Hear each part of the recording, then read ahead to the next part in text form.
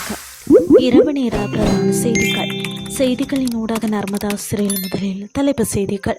2027 ஆண்டுக்கான முக்கிய பாடசாலை பரீட்சை திகதிகள் அறிவிப்பு. போலியான தர சான்றிதழ் முத்திரையிடப்பட்ட 8500 குடிநீர் போத்தல்கள் கைப்பற்றல். நியூசிலாந்தில் 16 வயதுக்குட்பட்டோருக்கு சமூக ஊடகத்தை பயன்படுத்த தடை, பிரதமரின் அறிக்கை. இனி விரிவான செய்திகள். 2027 ஆண்டில் நடைபெறவுள்ள முக்கிய பாடசாலை பரீட்சைகளுக்கான திகதிகள் இலங்கை பரீட்சைகள் திணைக்களம் உத்தியோகபூர்வமாக அறிவித்துள்ளது. பரீட்சை ஆணையாளர் நாயகம் இந்திகா குமாரி லியனகேவினால் இது தொடர்பான ஊடக அறிக்கை வெளியிடப்பட்டுள்ளது. இதன்படி 2027 ஆண்டுக்கான 5ஆம் தர புலமை பரிசில் பரீட்சை 2027 ஆகஸ்ட் 1 நடைபெறவுள்ளது.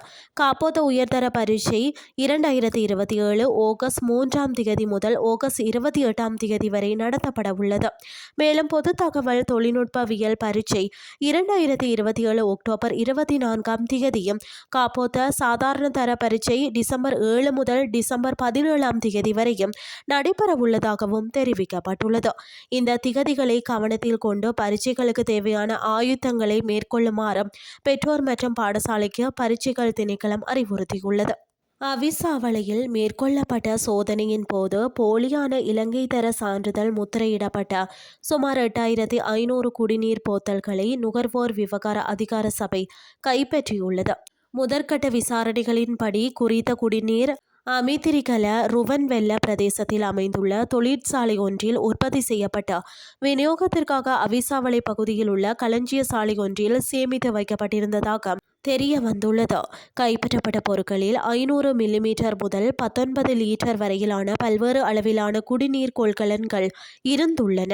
அவற்றில் போலியான SLS சான்றிதழ் குறியீடும் 894 என்ற சான்றிதழ் இலக்கமும் குறிப்பிடப்பட்டிருந்ததாக நுகர்வோர் விவகார அதிகார சபை தெரிவித்துள்ளது.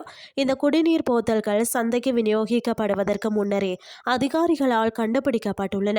விசாரணைகள் நிறைவடைந்த பின்னர் சம்பவத்துடன் தொடர்புடையவர்களுக்கு எதிராக சட்ட நடவடிக்கை எடுக்கப்படும் என நுகர்வோர் விவகார அதிகார சபை தெரிவித்துள்ளது.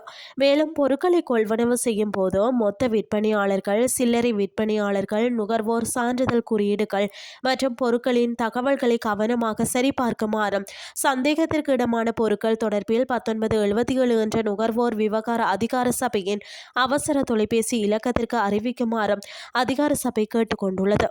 இனி வெளிநாட்டு செய்திகள். 16 வயதுக்குட்பட்ட சிறுவர்கள் சமூக ஊடகங்களை பயன்படுத்துவதை தடை செய்வதற்கான சட்டமூலம் ஒன்றை நியூசிலாந்து நாடாளுமன்றத்தில் தாக்கல் செய்ய உள்ளதாக அந்நாட்டு பிரதமர் கிறிஸ்டோபர் லக்சன் தெரிவித்துள்ளார். குறித்த விடயத்தை அவர் இன்று வெளியிட்டுள்ளார். மேலும் இந்த சட்டத்தை மீறும் சமூக ஊடக நிறுவனங்களுக்கு அவற்றின் உலகளாவிய வருவாயில் 10% வரையிலான அபராதம் விதிக்கவும் அச்சட்டமூலத்தில் முன்மொழியப்பட்டுள்ளது. இந்த புதிய சட்டத்தின்படி சமூக ஊடக நிறுவனங்கள் பயனாளர்களின் வயதை உறுதிப்படுத்துவதற்காக ஏற்கனவே உள்ள கணக்கு தகவல்கள், முக அடையாள தொழில்நுட்பம் மற்றும் டிஜிட்டல் அடையாள ஆவணங்கள் உள்ளிட்ட முறைகளை பயன்படுத்த வேண்டியிருக்கும். எனினும் இந்த சட்டம் மூலம் நாடாளுமன்றத்தில் நிறைவேற்றப்படுவதற்கு தேவையான ஆதரவை பெறுமா என்பது கேள்விக்குறியாகியுள்ளது. லக்சனின் கூட்டணி கட்சிகளில் ஒன்றான நியூசிலாந்து பர்ஸ்ட் கட்சி இந்த முன்மொழிவுக்கு ஆதரவளிக்கப் போவதில்லை என தெரிவித்துள்ளது. செய்திகள் யாவும் நிறைவடைகின்றது.